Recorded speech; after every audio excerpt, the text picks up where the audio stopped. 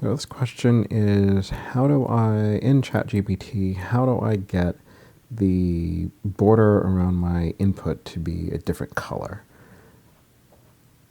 Okay, this one will probably be quick.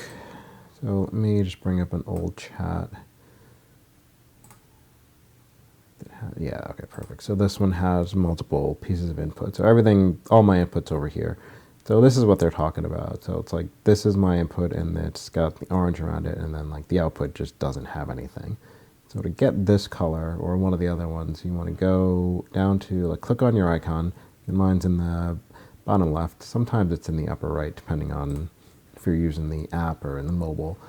And click on it and you get this menu, and I believe it's settings. They move it sometimes. Yeah, so settings, and then make sure you're on general, and then it's called the accent color. And so right now I have orange, but you click on that. There are a couple of other options, not a ton, but maybe you want, I don't know, purple. So you click purple and you close it, and now they're all purple. That's it. I mean, that's actually pretty straightforward. Again, click on the icon, go to settings.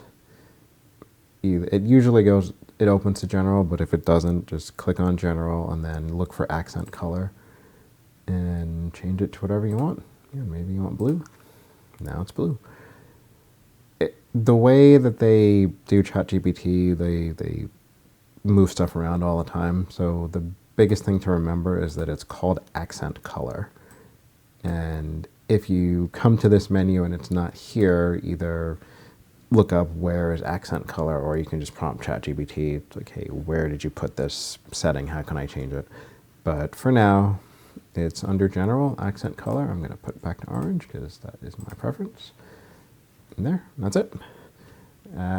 Hopefully that was helpful, and I'll see you next time.